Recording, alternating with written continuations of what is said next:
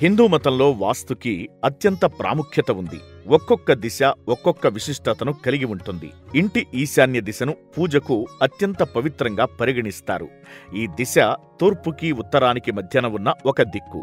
హిందూ విశ్వాసాల ప్రకారం దేవుడు ఈ దిశలో నివసిస్తాడని నమ్మకం. అందువల్ల ఇంట్లో ఈ దిశలో ఏదైనా ఉంచే ముందు వాస్తుశాస్త్రానికి సంబంధించిన కొన్ని నియమాలను తప్పనిసరిగా పాటించాలని సూచిస్తారు. ప్రతి దిశ, ప్రతి కోణం ప్రాముఖ్యత వాస్తుశాస్త్రంలో వివరించబడింది. ఆ దిశ ప్రత్యేకత మేరకు ఆ దిశగా శుభ ఫలితాలు లభిస్తాయి. వాస్తుశాస్త్రంలో 8 దిశల గురించి వివరంగా వివరించారు.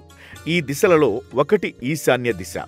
జ్యోతిష్కులు, పండితులు సహా ప్రతి ఒక్కరూ ఈ దిశలో పూజలు లేదా మంత్రాలను పఠించమని సిఫారసు చేస్తారు. ఈ దిశలో కూర్చుని తరచుగా మతపరమైన శుభ కార్యక్రమాలను నిర్వహిస్తారు.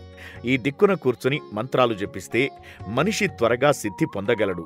మతపరమైన దృక్కోణంలో ఈశాన్య మూలకు చాలా ప్రాముఖ్యత ఉంది.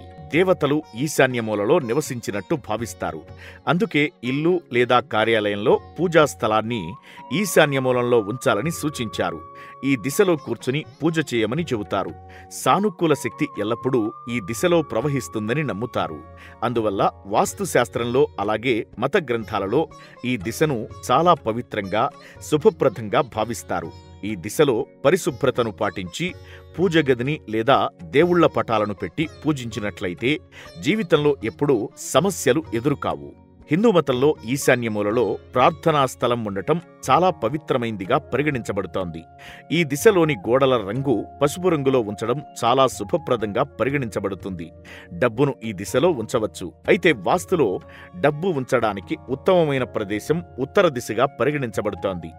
ఈశాన్య దిశలో కూర్చుని ఆరాధించిన ప్రజలు ఎప్పుడూ సమస్యలను ఎదుర్కొనరు. జీవితంలో ఎదురయ్యే కష్టాల నుంచి ఉపశమనం పొందుతారు.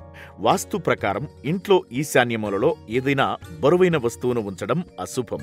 ఈ స్థలంలో బరువైన వస్తువులు ఉంచితే ఇంట్లో డబ్బుకు కొరత ఏర్పడుతుంది.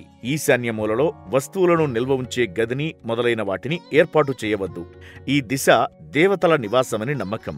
ఈ దిశలో ఎప్పుడూ బూట్లు, చెప్పులు లేదా చెత్తను నిల్వ చేయవద్దు. ఇలా చేయడం వల్ల ఇంట్లో సమస్యలు మొదలవుతాయని నమ్ముతారు. అంతేకాదు ఆర్థికపరమైన పలు రకాల సమస్యలను ఎదుర్కోవాల్సి వస్తుందని సూచిస్తారు.